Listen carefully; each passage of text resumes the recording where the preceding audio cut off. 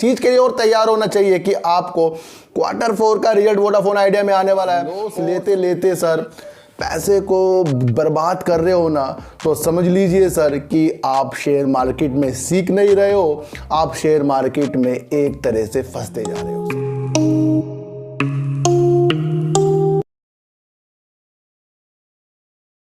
नमस्कार, मैं स्वागत करता हूं आपका अपने ही चैनल में जिसका नाम है सार्थक बाजार से। और आज बात करेंगे सर वोडाफोन आइडिया की और बात करेंगे सर फर्टिलाइजर एंड केमिकल की। वो क्यों बात करेंगे उसके लिए भी मैं आपको आगे आगे जाकर बता दूंगा। और उससे पहले मैं आपको एक चीज़ बताने वाला हूं सर कि शेयर मार्केट हो या ज़िंदगी हो सर, शेयर मार्केट हो या ज़िंदगी हो, साथ आपका बिल्कुल अच्छे के साथ होना चाहिए। मैं आपको इतनी सी बात बता दूं, अगर आपका साथ किसी अच्छे इंसान के साथ है ना सर, आप अपनी ज़िंदगी और शेयर मार्केट में सफल हो जाओगे सर। अगर आपको कोई अच्छा नहीं मिलता ना सर, अकेले चलो, अकेले अपनी एनालाइज करो सर, किसी की बातों में बिल्कुल भी ना हो। मैं आपको इतनी सी बात एक बता दूं सर, बिल्कुल भी किसी की बातों में नहीं आना सर। बार बार बोल रहा हूं कि कोई अगर आपको कॉल देता हो, ये कर ले, वो कर ले, ये फीस है मेरी, वो है सर, गुमराह हो जाओगे। जिस तरह से वो आपको समझाना चाह रहा है, क्या पता आप उस तरह से नहीं समझ पा रहे हो, क्या पता उसको वो चीज़ आती हो लेकिन वो चीज़ आपको समझ नहीं आ रही है। तो समझ लीजिए सर, आप अकेले चलो, अकेले चलकर एनालाइज करो, सिर्फ आप इन्वेस्टिंग में काम करो। अगर आप लॉस लेते लेते सर पैसे को बर्बाद कर रहे हो ना, तो समझ लीजिए सर कि आप शेयर मार्केट में सीख नहीं रहे हो, आप शेयर मार्केट में एक तरह से फंसते जा रहे हो सर। तो समझिए सर, किसी का भी साथ अगर आपको चाहिए ना, अच्छा इंसान हो, सच्चा इंसान हो और लालच से आपको दूर रखता हो। अब ये नहीं कि मैं आपको बता रहा हूं तो आप सोचो भाई मैं अपने लिए बता रहा हूं आपको, नहीं सर, आप अपनी एनालाइज खुद करें कि इंसान अगर आपको अच्छा नहीं मिल रहा है ना, तो आप खुद अच्छे हो जाओ और अपनी एनालाइज खुद करो। लोग कहते हैं कि हजारों के साथ चलने से अच्छा है किसी एक के साथ चलो, अगर एक भी नहीं मिल रहा है तो अकेले चलो और अपने जीवन में निखार लाओ सर। और एनालाइज आपकी अच्छी तरह हो जानी चाहिए सर। तो आज बात करते हैं सर फर्टिलाइजर और केमिकल की। सर क्यों बात करते हैं, मैंने आपको पहले भी बता दिया था कि यहाँ से काफ़ी अनाज सर बाहर देशों में जाएगा। जो युद्ध की स्थिति पैदा होती जा रही थी, मैंने आपको कहा था कि भारत ना पहले जहाँ 10 देशों में अपना गेहूं देता था, उसे वो 30 देशों में करने वाला है सर। 30 देश करेगा, फिर 40 करेगा, फिर 50 करेगा। जब कुछ चीज़ अच्छी होगी ना तो वो बढ़ती बढ़ती जाएगी सर, ध्यान रखना सर। अभी हाल ही में मिस्र ने, आपको मैंने पहले भी बताया था कि इंडिया से वो गेहूं लेगा सर। अब उसको अच्छा लगा, वो और देश में भी जाएगा सर, ध्यान रखना सर। इसके अंदर हमारे जो खेती से जुड़ाव वाले शेयर है ना, भागेंगे और भागते ही आपको वो नजर आएंगे। मैंने आपको पहले ये चीज बता दी थी, जब हम अपने को नंबर 1 रखते हैं ना, तो उस नंबर 1 रखने के लिए जो जो खर्चे होंगे ना, या अपने को मेंटेन करना, अपने को भरपूर नींद लेना, अपने को अच्छा अच्छा खाना खिलाना, या अपने व्यापार में अच्छा अच्छा काम करना, अच्छा अच्छा प्रोडक्ट लेना, अच्छा अच्छा आविष्कार करना, ये चीजें चलेंगी और इसके अंदर आपका पैसा भी खर्च होगा। तो ध्यान रखना, कुछ भी फसल जब तैयार होगी ना सर, और वो बाहर देशों के लिए होगी, तो उसके अंदर सब चीज़ अच्छी होगी। तो कहीं ना कहीं फर्टिलाइजर और केमिकल के शेयरों में आपको तेजी आती हुई दिखाई देगी। किसी फसल को अच्छा करने के लिए, कीट पतंगों से दूर रखने के लिए, खाद की अच्छी मात्रा के लिए, यूरिया के लिए, तो कहीं ना कहीं आपको ऐसे शेयर भी देखने चाहिए जो खेती को बढ़ावा दे रहे हैं। और वो बढ़ावा इसलिए दे रहे हैं कि एक बार की बात नहीं कि मिस्र में गेहूं जाएगा, गेहूं के साथ चावल भी जा सकता है और कुछ भी खेती की चीज़ जरूर जाएगी।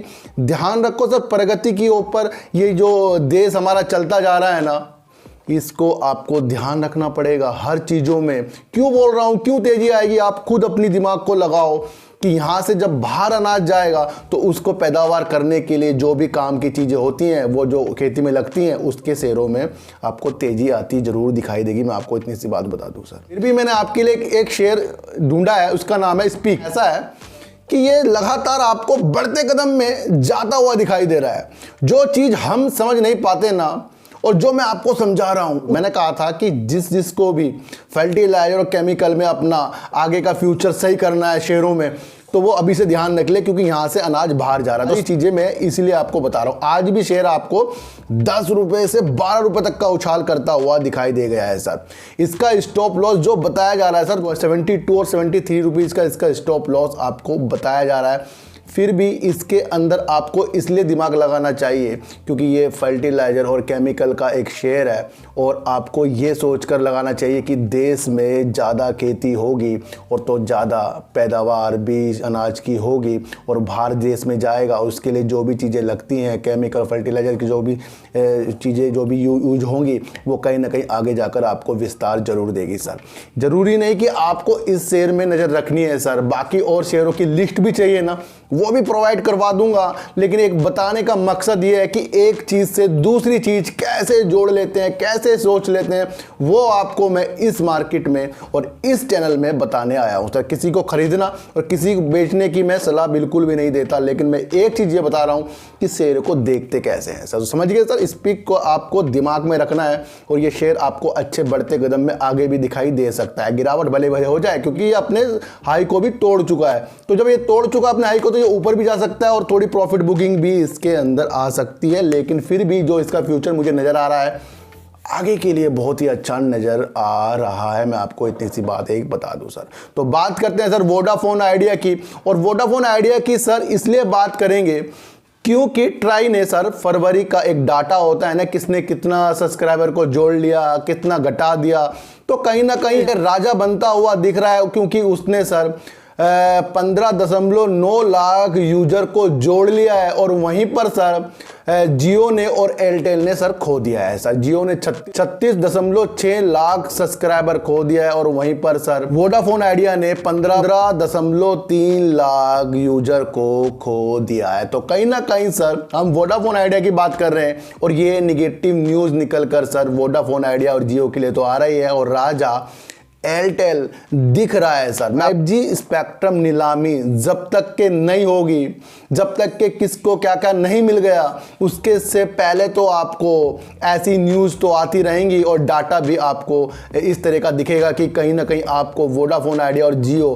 गिरते हुए इस न्यूज़ के अनुसार आपको दिख रहे हैं सर। फिर भी बता दूं मैं आपको, जो इनके रविंदर ठक्कर जी हैं CEO, उन्होंने एक पॉजिटिव संकेत ये दे दिए हैं कि हमारे 4G कस्टमर थोड़े बढ़ रहे हैं, यानी कि उनका जो 4G नेटवर्क है उसके जो कस्टमर है उसमें बढ़त हासिल हो रही है, और आरपीयू भी बढ़ा है। वैसे सर आपको एक चीज़ ये भी देखनी चाहिए कि जैसे इनके टैरिफ जो हाई हुए थे उसमें सारी कंपनियों के आरपीयू बढ़े हैं सर, और आगे भी बढ़ने की उम्मीद है। टेलीकॉम सर एक बार फिर से प्राइस हाइक कर सकता है, और इसके लिए भी उन्होंने पहले भी एक अंदेशा सा बता दिया था, और हो सकता है, और ये जब होगा तो आपको फिर आरपीयू बढ़ता हुआ दिखाई देगा। लेकिन मेन पॉइंट ये है ना सर, 5G स्पेक्ट्रम नीलामी जब तक के सही तरीके से हमें पता नहीं लगेगी ना, तब तक के ही आपको शेयरों में गिरावट और उछाल चलते नजर आएंगे।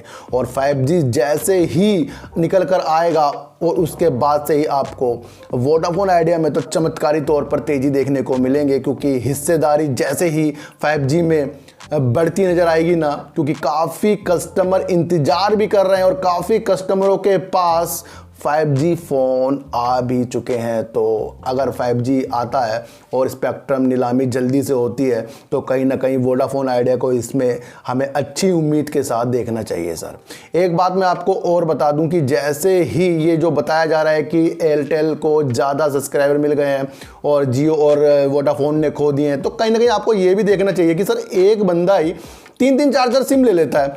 जब कुछ ऑफर आता है 50 रुपये में 2 GB मिल रहा है, या 1 GB डेली का मिल रहा है, 1.5 GB डेली का मिल रहा है, 1 महीने तक मिलेगा, कॉलिंग फ्री होगी, तो 50 रुपये का आता है, को सोचता चल 50 रुपये का सिम ले लूँ और अपने फ़ोन में चला लूँ, 1 महीने चलाऊंगा फिर मैं बंद कर दूंगा। तो इस तरीके से भी मुझे लग रहा है कि जियो और वोडाफोन आइडिया के सब्सक्राइबर इस तरह से भी कम हो सकते हैं, क्योंकि सर कोई भी सिम लेगा, अपना आधार कार्ड देगा और अपना आधार कार्ड देगा, वो जुड़ जाएगा। भाई एक कस्टमर वीआई के साथ जुड़ गया, या जियो के साथ जुड़ गया, या एयरटेल के साथ जुड़ गया, लेकिन कभी कभी ये देखा गया है कि वही कस्टमर 1 महीने बाद उस सिम में रिचार्ज नहीं कराता, और उस सिम को वो आगे तक नहीं चला पाता, तो इसकी वजह से भी जो नंबर होते हैं वो कम हो जाते हैं। तो ध्यान रखना, जब भी कोई कंपनी अपना कम पैसा देकर अच्छा ऑफर देती है तो कोई ना कोई उसे भुनाने की कोशिश में लगा रहता है सर, चल भाई एक सिम एक्स्ट्रा मैं ले लूँ।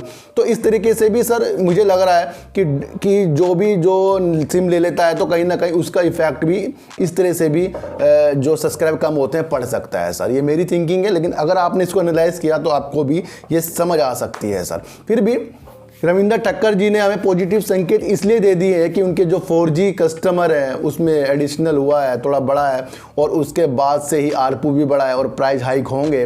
लेकिन मेरा जो मानना है ना सर, मैं आपको फिर बता रहा हूँ कि 5G स्पेक्ट्रम की नीलामी जब तक के हमें पता नहीं लगेगा तब तक के इन शेयरों में आपको इस तरह से ही 10 से नीचे या 10 से ऊपर ही आपको गिरावट या उछाल के आसार देखने को मिलेंगे ही मिलेंगे। जब तक के कुछ ऐसी चीज़ जो आने वाली है और वो आ नहीं रही है तब तक के तो आपको ऐसे माहौल देखने को जरूर मिलेंगे। तो सर फर्टिलाइजर और केमिकल के शेयरों में आपको नज़र जरूर डालनी चाहिए, क्योंकि देश जो निर्यात में लग गया है ना अनाज के, और अच्छी आपूर्तिकर्ता भी इंडिया बनता जा रहा है, तो इसको गहरी सोच में बैठकर जरूर देखना। और अगर आपको कोई अच्छा बंदा ना मिले तो अकेले ही अपना सफ़र तय करें, साथ जरूरी नहीं किसी का हो, साथ आपको खुद का भी दे दें तो तब भी काम चलेगा, लेकिन वो सही डायरेक्शन में होना चाहिए। और वोडाफोन आइडिया में जो एक निगेटिव न्यूज़ है और उधर ही रविंद्र ठक्कर जी ने पॉजिटिव संकेत भी हमें दिए हैं, उसके लिए भी आपको सोचना चाहिए और एक चीज़ के लिए और तैयार होना चाहिए कि आपको Q4 का रिजल्ट वोडाफोन आइडिया में आने वाला है और संभव है कि इस बार भी ये लॉस देंगे, और आपको पता है कि जब ये लॉस देंगे तो फिर शेयर आपको 1 से 1.5 रुपए भी गिरता हुआ दिखाई देगा, और उसके लिए भी आपको तैयार होना चाहिए। किसी को खरीदना, किसी को बेचने की सलाह नहीं है, लेकिन आपको एक मजबूती की तरफ मेरा चैनल जरूर लेके जाता है, क्योंकि एक डीपली एनालाइज जरूर कर आपको जरूर ये बताता है। तब तक के लिए नमस्कार।